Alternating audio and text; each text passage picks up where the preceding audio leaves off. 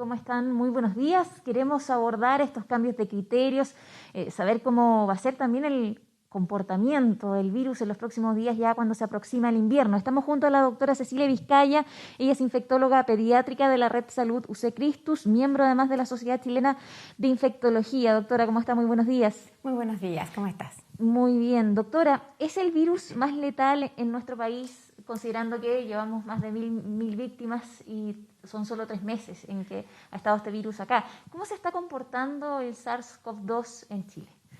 Bueno, es un virus que es muy contagioso fundamentalmente y eso es muy importante y sabemos que hay personas que se recuperan fácilmente, prácticamente sin síntomas, y hay un porcentaje de las personas que enferman que tienen síntomas más severos y pueden llegar a fallecer. La mortalidad que hemos tenido en nuestro país es bastante baja comparado con otros países, lo que no significa que cada una de esas muertes sea muy importante y que 1000 personas hayan fallecido es muy relevante porque no tenemos en general fallecidos en ese número por una patología, ¿cierto? Considerando que son 3 meses, ¿es un virus que es más letal que, por ejemplo, la influenza o el VIH? Efectivamente. Si un paciente está, por supuesto, VIH en tratamiento o una persona se trata con influenza, la mortalidad es más baja. Doctora, respecto de las estrategias que se están diseñando, por ejemplo, fortalecer las residencias sanitarias, el aislamiento efectivo, aumentar los cupos en residencias sanitarias es una de las medidas que se anunció ayer. ¿Es una estrategia que va en línea con la opinión de la Sociedad de Infectología y de los expertos? Sí, por supuesto. El tener residencias sanitarias permite que las personas sean cuidadas de mejor manera, por un lado, y además separadas del grupo. Sabemos que en este momento no hemos dado cuenta la cantidad de personas que viven de muchas personas en su mismo domicilio o en su mismo sector. Eso significa que sometemos a muchas personas al riesgo de contagiar. Si esta persona es separada de ese grupo y es atendida en una residencia sanitaria, ese grupo pudiera enfermar menos y por otro lado pudiera tener un periodo de tener que estar en cuarentena menos prolongado si no se enferman. Entonces eso es muy útil. Además las personas son mejor cuidadas, pueden ser vigiladas y vemos si se complican también. Doctora, se anunció hace ya varios días un cambio de categorización, se agrega una nueva categoría que son los casos posibles. Y frente a ese escenario quisiera preguntarle la variación respecto de suponer que todo lo que está circulando es coronavirus o SARS-CoV-2. ¿Están circulando otros virus? El ministro decía entonces que la circulación de otros virus era prácticamente nula. ¿Qué han observado ustedes? Efectivamente, nosotros en la red de salud tenemos un sistema de vigilancia en que nos aportan de distintos centros de atención también, por lo tanto no es solo de nosotros, y tenemos muy pocos casos de otros agentes infecciosos circulantes. Lo que en esta época es habitualmente muy raro, ¿cierto? En general estaríamos con influenza, en ocasiones tenemos esta influenza y sincicial juntos, y en este momento vemos muy pocos virus, además de SARS-CoV-2 circulando. ¿Y qué se puede proyectar para las próximas semanas, quizás? Es difícil hacerlo, pero esperamos que se mantenga de la misma manera siempre y cuando no existan cambios desde el punto de vista de las asistencias a las cunas y jardines infantiles, colegios. Esos son los focos principales de transmisión de estos virus que son diferentes, ¿cierto?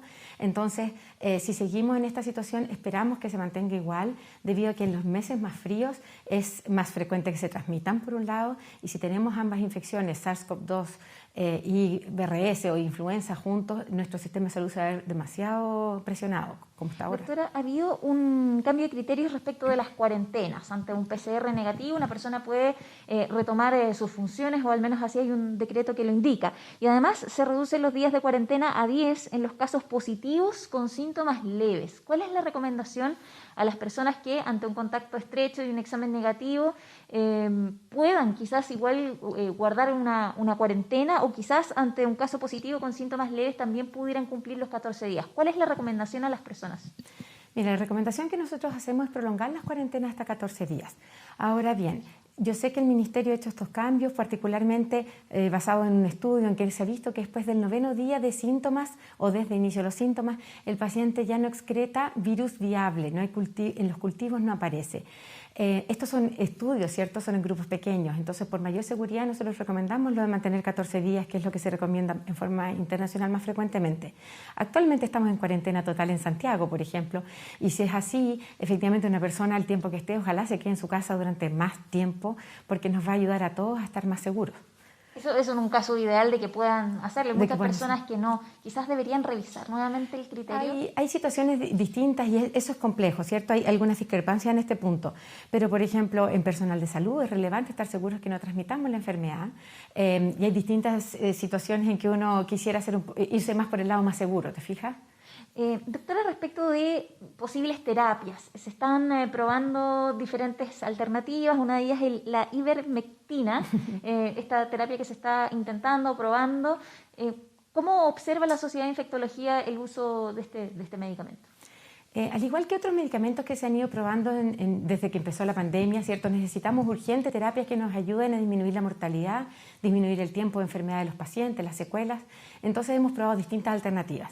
Dentro de las alternativas que se están probando, ustedes recuerdan la hidroxicloroquina, por ejemplo, que inicialmente la gente fue a comprarla a las farmacias, resulta que ahora estamos recomendando no usarla por los riesgos, los pacientes mueren más si la utilizan. Por lo tanto, es importante hacer estudios grandes para poder asegurar una terapia. La ivermectina está en la misma situación que estuvo la hidroxicloroquina al comienzo.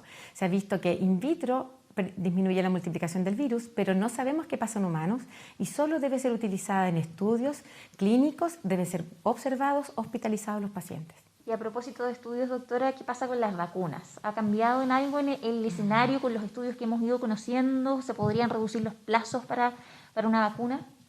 Las vacunas, la parte positiva del área de las vacunas es que estamos todo el mundo interesados en conseguir una muy buena vacuna, ¿cierto? Y rápido. Por lo tanto, hay más de 100, hay 160 y tantas vacunas en camino.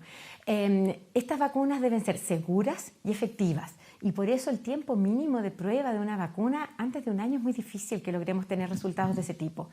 En general se demoran más tiempo incluso. Y después de eso, que confirmemos que la vacuna es segura y efectiva, vamos a tener que hacer una cantidad de vacunas suficiente para todo el mundo. Se podrán imaginar que no tenemos antes de por lo menos 2 años en pensar en tener algún tipo de protección desde ese punto de vista. Bien, doctora, muchísimas gracias. Queda tiempo entonces para seguir conviviendo con el SARS-CoV-2 y hay cambios de criterios. También se lo preguntábamos a la doctora respecto de cuarentenas. Vamos a ver probablemente una mayor cifra de fallecidos en los próximos días a propósito de este cambio de metodología.